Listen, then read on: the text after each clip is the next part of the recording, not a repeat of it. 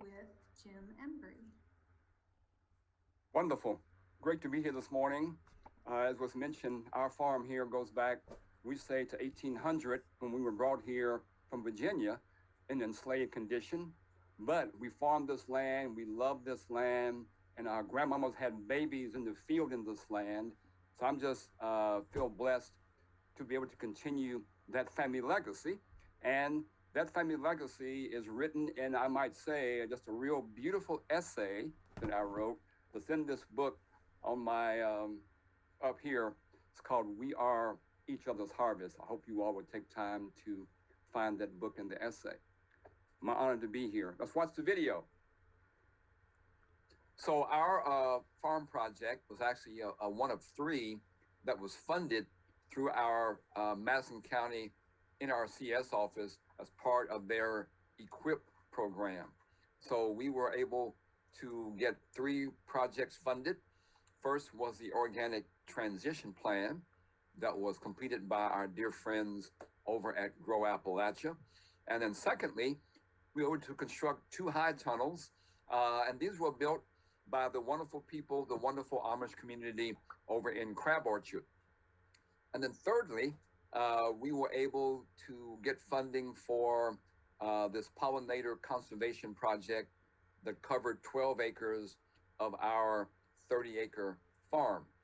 Now, as we know, 5 years ago, I joined in with the Kentucky Pollinator Stakeholder Group, which is a statewide organization of about people from 60 different community sectors. Now, we've developed three very informative and wonderful documents. First of all is the Kentucky Pollinator Protection Plan, and then the Kentucky Pollinator Handbook, and thirdly, the Kentucky Monarch Conservation Plan.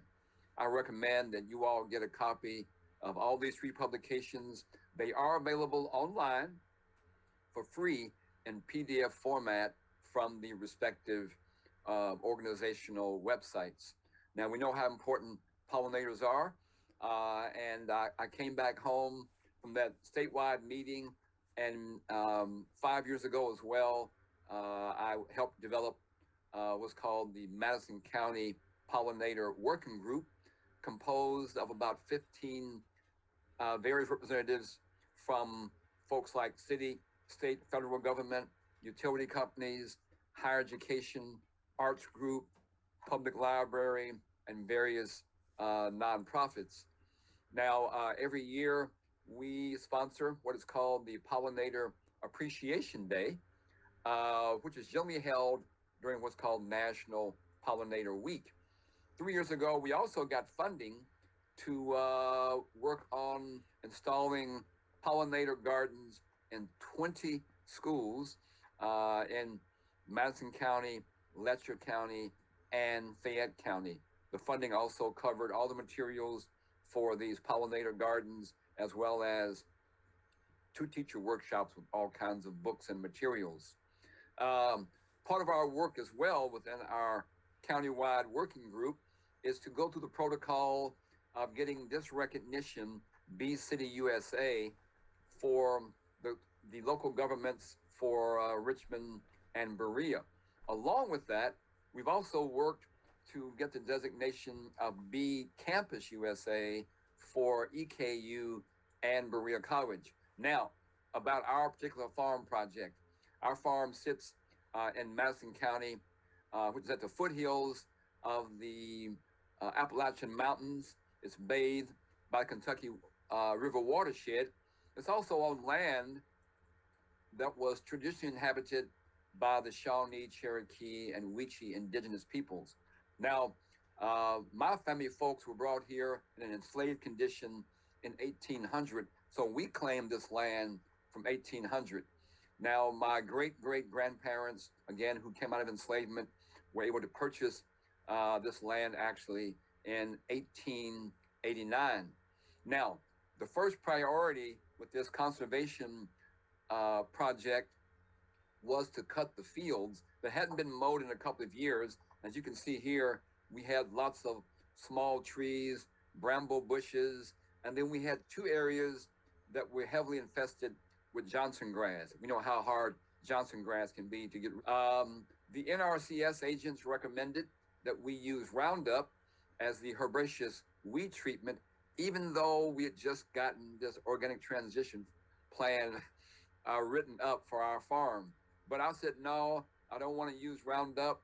So I began to research the various organic herbicides that might be available for our use. I did find this compound here called Burnout that was actually available at the local Lowe's store here in Madison County.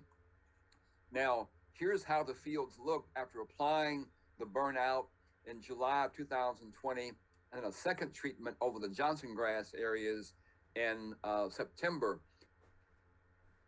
By springtime, here's how those fields looked. And we were able to get a seeder from our dear friends over at Kentucky Fish and Wildlife. And then we used the seed mixture from Roundstone Seed Company. And this seed mixture was about 13 varieties of grasses, annuals, and perennials. And here's how those fields looked that late spring and April and May, and quite a bit diversity compared to how the fields looked before. Now here's an area that we dug up twice. One of those areas that was heavily infested with Johnson grass. And what we did there, we went to Tri-County Seed Company and we purchased crimson clover. And the clover was meant to compete with the Johnson grass. It did it quite well, by the way. Here was our timeline. We began in July 2020, and the project was completed this fall. So it is our desire that our farm be a pollination station, and our farm is meant to be in rhythm and be in harmony with how the earth operates. Thank you, Jim. We really appreciate your work for these many years, not only in the pollinator habitat and school garden and environmental education work you're doing, but also in elevating your family's history. We thank you so much for sharing all of these aspects about your farm today. Thanks very much. For everyone out there,